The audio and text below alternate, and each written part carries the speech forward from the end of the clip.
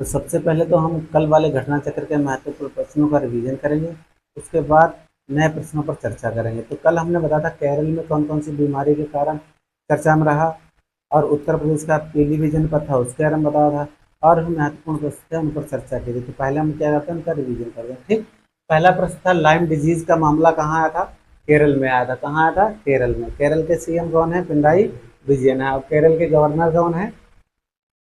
आरिफ। ठीक, मोहम्मद आरिफ जी है। तो लाइम जो डिजीज थी, लाइम जो बीमारी है, वो कहाँ हुई है? केरल में हुई। ठीक, अब ये जीवाणु के कारण होती है। किसके कारण?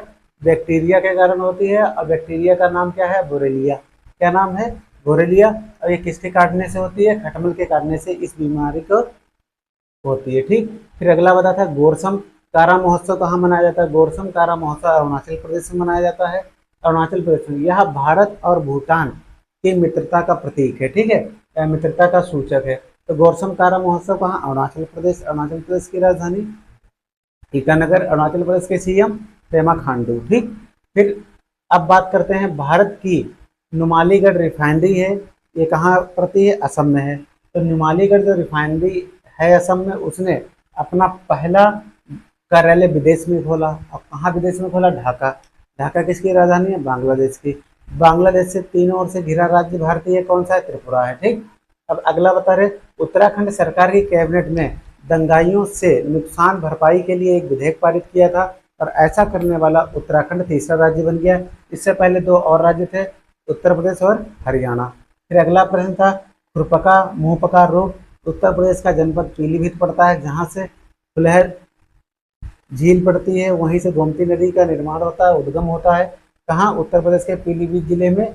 और वहीं पर चूका रिजर्व भी है। ठीक, यहाँ पर 60% दुधारू पशुओं को प्रभावित किया किसने? खुरपका और मुंहपका रोग ने। ये विषाणु है, वायरस है। ठीक, फिर अगला बताया था जम्मू कश्मीर पुलिस ने ऑपरेशन कामधेनु चलाया था। ऑपरेशन कामधेनु का उद्देश्य था जो वहाँ की दुधारू या मवेशी तस्करी है उनको रोकना। जो भी दूध देने वाले जानवर थे उनकी तस्करी होती थी, उनको रोकने का जो उद्देश्य था वो जम्मू कश्मीर की पुलिस ने ऑपरेशन कामधेनु के तहत किया। अगला बता था सबरी के राइस। सबरी के राइस ऐसा था केरल सरकार द्वारा ये सबरी के राइस शुरू किए गए, क्योंकि केंद्र सरकार से जो वो राइस लेती थी या लेते थे, तो वो राइस उन्हें बहुत महंगे पड़ते थे। उसने अपने यहाँ की जनता के लिए, जनता को सस्ती दरों पर चावल उपलब्ध करने के लिए सबरी के राइस चावल शुरू किए। ठीक, अब अगला बता था हाल ही में जियोग्लिफ या राग कला नक्काशी कहाँ पाई गई? ये एक क्या है? नक्काशी है, रत्नागिरी महाराष्ट्र में पाई गई, और 10,000 वर्ष पुरानी ये पेंटिंग है। ठीक, अगला बताया सीएम योगी आदित्यनाथ जी ने शहीद गुलाब सिंह की प्रतिमा का अनावरण किया। कहाँ? चंद्रिका खेड़ा पड़ता है, उन्नाव में। कहाँ पड़ता है? उन्नाव में। फिर अगला बताया था भारत की पहली एकीकृत ऑयल पाम प्रोसेसिंग मिल का उद्घाटन कहाँ किया गया? निचली दिबांग घाटी, अरुणाचल प्रदेश। किसने किया? नरेंद्र मोदी जी ने किया। ठीक, अब अगली बात करते हैं शहरी समृद्ध उत्सव का आयोजन कहाँ किया गया? अगरतला। कहाँ किया गया? याद रखना, शहरी समृद्धि उत्सव का आयोजन अगरतला, त्रिपुरा की राजधानी है। ठीक, और त्रिपुरा के सीएम कौन है? मानिक शाह थे पहले, हो सकता है अभी भी मानिक शाह है। ठीक, याद रखना, देख लेना। भारत सरकार ने 18 ओटीटी प्लेटफॉर्म पर प्रतिबंध लगा दी। OTT platform over the top होता है। ठीक, 18 ओटीटी प्लेटफॉर्म पर प्रतिबंध किस लिए लगाया? असली सामग्री को ये लोग बढ़ावा दे रहे थे, इसलिए भारत सरकार ने 18 ओटीटी प्लेटफॉर्म पर प्रतिबंध लगा दिया। अगला बताया था केरल भारत के पहले एआई शिक्षक मतलब आर्टिफिशियल इंटेलिजेंस शिक्षक का अनावरण करने वाला भारत का पहला राज्य बन गया, और उसका शिक्षक का क्या नाम है? आइरिस है। क्या नाम है? आइरिस। कंपनी कौन सी है? Maikal labs edutech. Maikal labs edutech इसकी कंपनी। फिर अगला केरल से ही संबंधित महत्वपूर्ण प्रश्न है केरल राज्य में गलसुआ रोग के कारण अभी चर्चा में रहा। केरल राज्य जो है गलसुआ रोग के कारण भी चर्चा में रहा। तो इस प्रकार से ये जो कल जो प्रश्न पढ़ाया था उनका रिवीजन हुआ। तो आज के महत्वपूर्ण प्रश्न उन पर चर्चा करते। ठीक, आज हम बात करेंगे जो 8वां नया वीडियो है उसके संबंध में जो भी घटना चक्र के नए महत्वपूर्ण प्रश्न है उन पर चर्चा करेंगे। देखिए अब एग्जाम आने वाले हैं, आप लोग तैयारी करते रहे। जिस प्रकार से इलेक्शन निपट जाएगा उसके बाद एक कैलेंडर आ जाएगा, उसी के अनुसार सारे एग्जाम होंगे। ठीक है, देखते हैं पहला प्रश्न क्या है। वर्तमान में पूरे विश्व का सर्वाधिक ऊंचा आरसीसी डैम, आरसीसी बांध कौन सा है? विश्व का सर्वाधिक ऊंचा आरसीसी बांध कौन सा है? ये है गिल गेल गेब थर्ड बांध है, याद रखना है। ठीक, कौन सा है? गिल गेल गिबे थर्ड बांध है। ठीक, गिल गेल गिबे थर्ड बांध है। और नदी कौन सी है? ओमो नदी है। कौन सी नदी है? ओमो नदी है। कहाँ पे है? इथियोपिया में। कहाँ है? इथियोपिया। इथियोपिया की राजधानी क्या है? अदिस अबाबा तो नहीं है, देखकर बताना। ठीक, फिर लिखा है अगला प्रश्न, कोचरब आश्रम की शुरुआत कहाँ हुई है? साबरमती। साबरमती कहाँ पड़ता है? गुजरात। कहाँ? गुजरात। कोचरब आश्रम हो गया। फिर अगला है एक राष्ट्र और एक चुनाव के लिए एक कमेटी बनी थी, जिसके अध्यक्ष थे पूर्व राष्ट्रपति रामनाथ कोविंद जी। इन्होंने अपनी रिपोर्ट वर्तमान राष्ट्रपति द्रौपदी मुर्मू जी को सौंपी है। उसी के संबंध में प्रश्न है, एक राष्ट्र एक चुनाव, रामनाथ कोविंद इस समिति के अध्यक्ष थे। इसका गठन हुआ था 2 सितंबर 2023 को, और इन्होंने रिपोर्ट सौंपी है द्रौपदी मुर्मू जी को, जो वर्तमान में भारत की राष्ट्रपति हैं। अगला है विश्व किडनी दिवस कब मनाया जाता है? विश्व किडनी दिवस मनाया जाता है 14 मार्च को। कब मनाया जाता है? 14 मार्च को। और अगर तब पूछता तो थीम पूछ लेता, तो थीम में क्या है? सभी के लिए किडनी स्वास्थ्य है। सभी के लिए किडनी स्वास्थ्य है। फिर अगला था सीएम योगी आदित्यनाथ जी ने अभी हाल ही में माँ पाटेश्वरी देवी राज्य विश्वविद्यालय का अनावरण किया। कहाँ किया? बलरामपुर। कहाँ किया? बलरामपुर, उत्तर प्रदेश। बलरामपुर, उत्तर प्रदेश। फिर अगला महत्वपूर्ण प्रश्न है, यहीं पर शासी राज्य चिकित्सा महाविद्यालय का भी उद्घाटन किया गया। ये कहाँ किया गया? गोंडा में। तो फिर से देख लीजिए, माँ पाटेश्वरी देवी राज्य विश्वविद्यालय आएगा तो आप बलरामपुर लगाएंगे।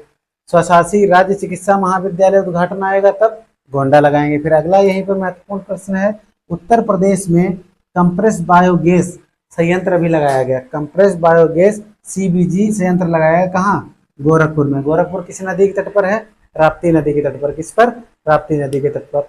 अब यहीं पे देखिए एक कंपनी कौन सी है? कंपनी है इंडियन ऑयल कॉर्पोरेशन लिमिटेड द्वारा इस संयंत्र को लगाया गया। कहाँ? गोरखपुर में। फिर अगला है प्रधानमंत्री जी ने अंतर्राष्ट्रीय महिला दिवस के अवसर पर, अंतर्राष्ट्रीय महिला दिवस कब मनाया जाता है? 8 मार्च को। इस दिवस के अवसर पर एलपीजी की कीमतों में 100 रुपए की छूट दी। ठीक, एलपीजी की कीमतों में कितने रुपए की छूट दी? 100 रुपए की छूट, अंतर्राष्ट्रीय महिला दिवस के अवसर पर। फिर है कायर शोरूम। कायर शोरूम क्या था? कायर शोरूम वो शोरूम होते हैं जहां पर जूट को बढ़ावा देने के लिए शोरूम बनाए जाते हैं। तो कायर शोरूम की आधारशिला कहाँ रखी गई? जालौन। जालौन में कोच स्थान है। जालौन कहाँ पड़ता है? उत्तर प्रदेश में। ठीक, जालौन, उरई, ये सब उत्तर प्रदेश में। ठीक, तो कायर शोरूम की आधारशिला कहाँ रखी गई? जालौन के कोच में, जो उत्तर प्रदेश में। राज्य मंत्री थे भानु प्रताप सिंह द्वारा रखी है। ठीक, राज्य मंत्री भानु प्रताप सिंह द्वारा सूक्ष्म लघु एवं मध्यम उद्यम के इसमें जितने भी कारखाने हैं वो इसमें सम्मिलित हैं। ठीक, अब उत्तर प्रदेश में शोरूम कहाँ कहाँ है इसके? प्रयागराज, कानपुर, लखनऊ, बनारस। प्रयागराज, कानपुर, लखनऊ, बनारस, यहाँ शोरूम है। इसका काम क्या है कायर शोरूम का?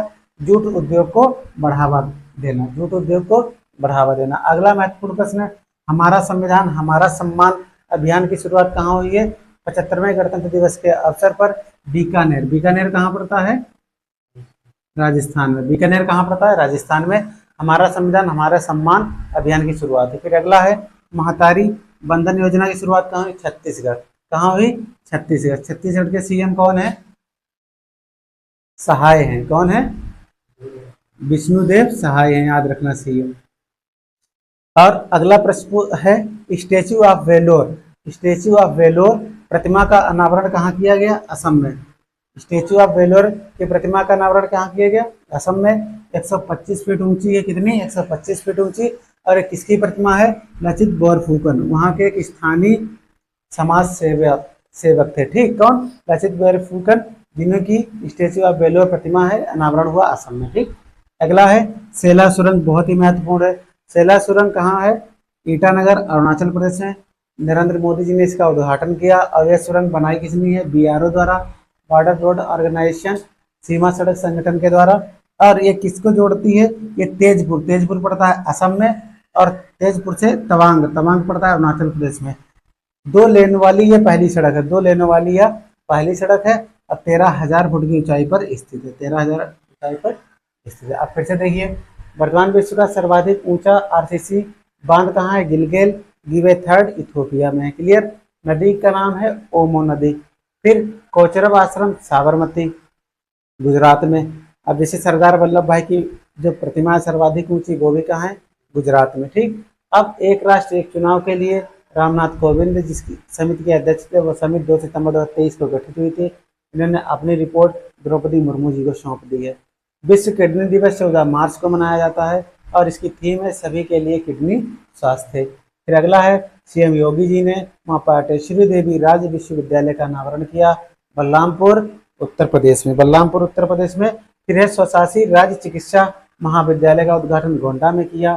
फिर उत्तर प्रदेश में कंप्रेस बायोगैस सीबीजी संयंत्र का उद्घाटन कहाँ? गोरखपुर में हुआ। कंपनी कौन सी है? Indian oil corporation limited.